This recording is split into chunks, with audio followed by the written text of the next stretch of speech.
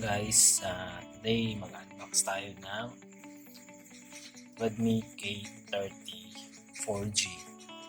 So, let's go!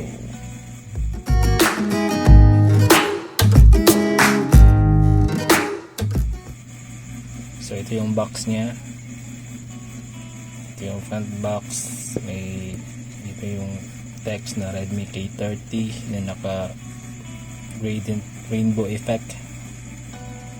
Then may logo, then dito text din ng Redmi K30 na rainbow effect din. Then sa back may dinosaur, and text na Redmi K30 and designed by Xiaomi. Doon side, Redmi K30 din na text siya, rainbow effect. So yan na yung box niya, kulay white with rainbow effect text. Then ito yung unbox natin ngayon, Redmi K30 na 6GB of RAM and 128GB of ROM. So China version to, CN version, not global, pero installed with global ROM na ito. So let's unbox. So unbox ko na pala ito, so for the purpose of this video, unbox ko na ulit. So let's go.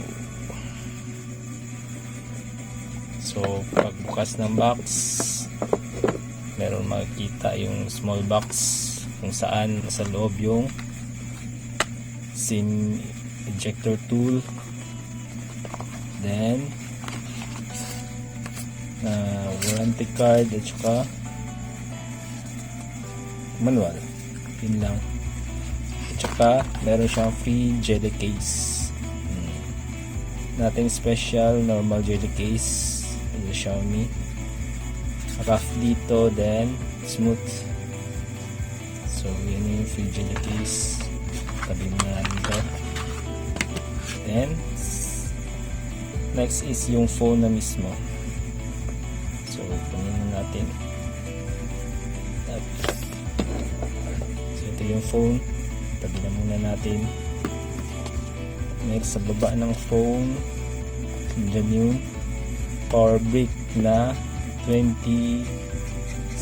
watts na power brick, then yung cable na naka type C, USB type C. So yan na yung sa loob ng box, guys.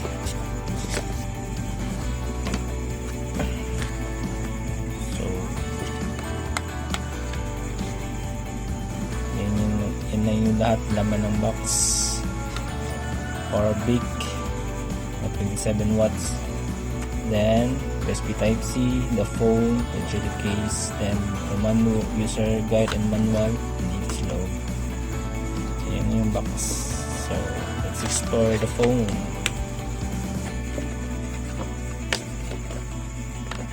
Tignan natin. So ito na yung phone. Wala siyang pre-installed screen protector. Ito yung dual camera sa front na 20MP and 2MP depth sensor. So hindi siya wide angle tulad na yung sa Realme 6 Pro na wide angle yung isa. So ang body nito is Gorilla Glass 5 sa harap, and then sa likod Gorilla Glass 5 din. Kasi namuna namin to.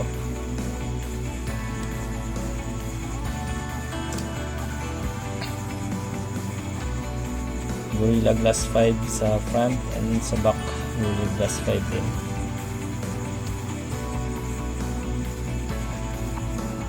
Tapos naka IPS LCD lang, hindi siya AMOLED, with 120 Hz refresh rate yung screen refresh rate niya, 120Hz. So yun yung new era ngayon sa mga smartphone. Dapat bibili ka ng smartphone daw, may screen refresh rate na yung phone, dapat mabilhin daw. Yun yung sa new era ngayon.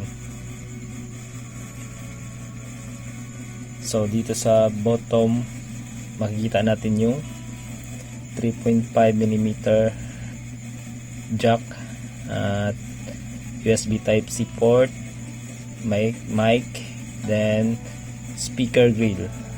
So yun lang makita sa baba. Then sa left side nandito yung SIM tray na hybrid, pwedeng dual SIM, pwedeng isang SD card plus 1 nano SIM. So hybrid siya. Then sa top nandito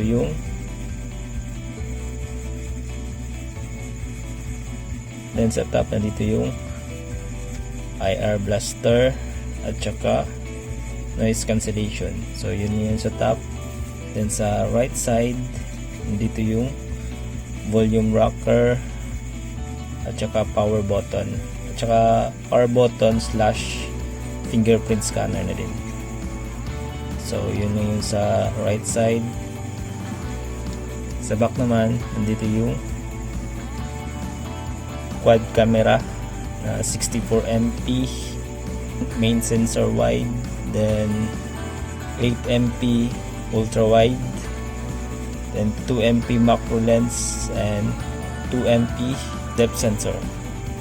So nalagyan ko na ito ng tempered glass yung camera. Then sa back makikita natin yung Redmi na text. So ito pala yung purple variant natin. May iba-ibang kulay ito. Ang nasa akin ngayon is yung purple, pero meron pa din siyang kulay blue at saka red. Tatlong variant na ng kulay: blue, red at saka purple. So yan lang yung phone. So open na natin.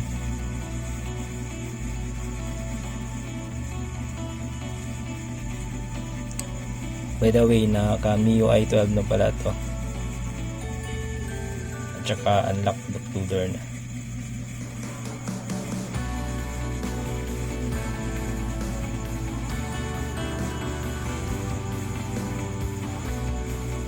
So ito na yung phone. Naka MIUI 12 na to.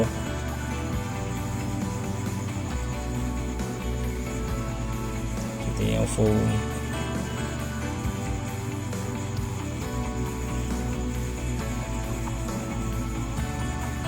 Napaka smooth, 120Hz settings.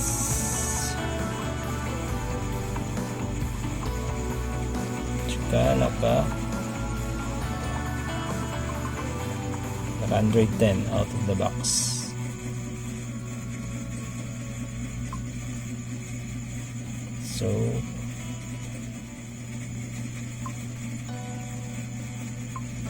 So yan yung refresh rate.